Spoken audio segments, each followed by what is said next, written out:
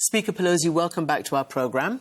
Wonderful to be here. Thank you. Let me ask you first, before we get to your book, about current affairs. We've just had this terrible report about the Israeli strikes on Gaza and Lebanon. Now, as they continue their counteroffensives, we've seen an attack on UN peacekeepers in Lebanon, and we've seen over the weekend some pretty dire attacks on refugee camp, on various areas that dozens have been killed, including children. I just wonder your response to that, given America is the most important ally.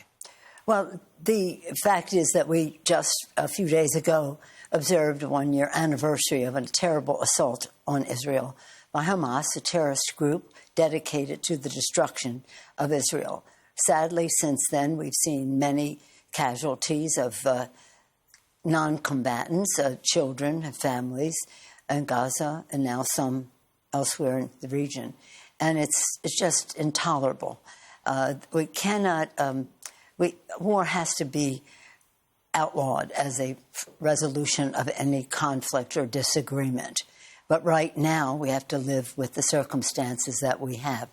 We've all been talking about a two-state solution for a long time for Israel and for the Palestinians. The current leader in Israel does not agree to that, even though for about 30 years, since like 93, we have been talking about that.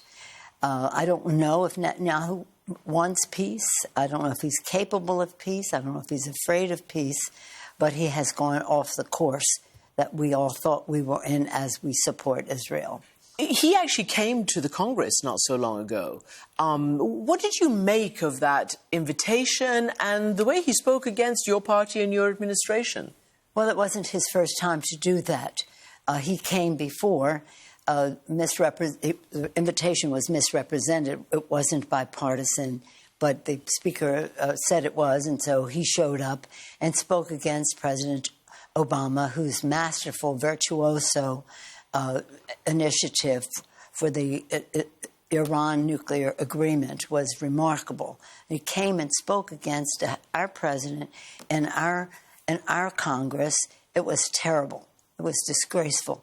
This speech that he made recently, I thought, was the worst presentation ever made by a leader of a country invited to speak before the Congress. I was against the invitation, but I'm not the speaker anymore. And, of course, I did not attend, but I did observe what he had to say. It was most unfortunate. But, you know, we all support Israel. It is in our national interest, our security interest to do so, our values interest to do so over time. But right now, the leverage that we have given Netanyahu has been used in a way that is most destructive. Would you say right now, and we speak in the context of an election that all foreign powers and leaders are watching very closely, not only yourselves in the United States, would you say right now America should be using its leverage? And if so, what is that leverage? Well, our support for Israel has always been bipartisan, and we want it to continue to be so in the Congress, in the House and Senate, the White House, as well as among the American people. But it does not give license to so many people dying, not combatants, as I said, in the war. So we have to, again, try to strive to bring it to a two-state solution. I emphasize the word solution because I've said that to Netanyahu. It's not just a two-state situation. It's a solution, one that really works out the security, the prosperity, the freedom for the Palestinian people as well as the security of the Israelis. And given that there's an election, are you concerned by the very, very difficult polling for Kamala Harris, particularly regarding Arab Americans, particularly in the swing state of Michigan? Yeah. Well, it is something to be considered. When we talk about this subject, people forget. They forget a Muslim ban instituted by this president. One of the first things he did... By President Donald Trump. By Donald Trump, one of the first things he did in his presidency was to have a Muslim ban. Democrats flocked to their protection, and yet this is what Donald Trump did. And now, because of this situation, which again Joe Biden has been a friend of Israel, that's for sure, but he has also been a friend of the Palestinians. And even before October 7th, when we were meeting our September 30th deadline for the budget, I was going to the Republicans and asking for humanitarian assistance for refugees. They said, we'll give you that as long as it's not used for the Palestinians. So the fact that she would be paying a price is for policies that were very pro-Palestinian is really sad. But death is sad, and that is being reflected. I'm not sure it's all spontaneous. Some of it is spontaneous. It's grassroots. It's truly that. I think some of it is motivated for other reasons. Let me talk about your book now, called The Art of Power. You have said in your book, I know Donald Trump's mental imbalance. I had seen it up close. His denial and then delays when the COVID pandemic struck. His penchant for repeatedly stomping out of meetings. His foul mouth. His pounding on tables. His temper tantrums. His disrespect for our nation's patriots. And his total separation from reality and actual events. You know, how did you deal with that? And do you think this country, your country, can survive another term?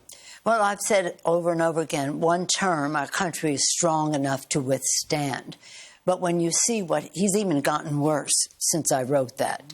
He's saying in this campaign that he will criminalize any comments that are criticizing his actions. He'll criminalize freedom of speech.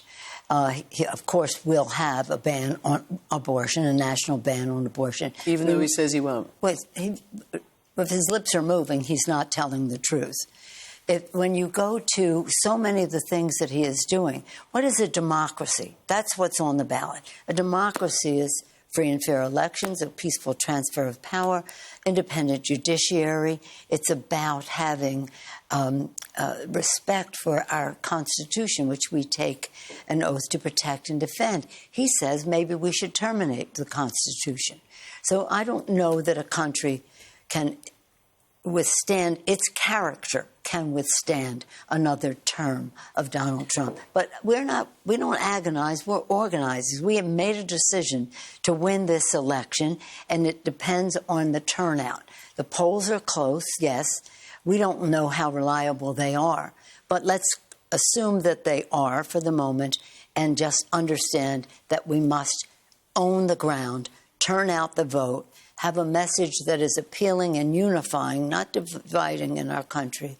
And, of course, the money, the 3 M's, mobilization, message, and the money to get the job done.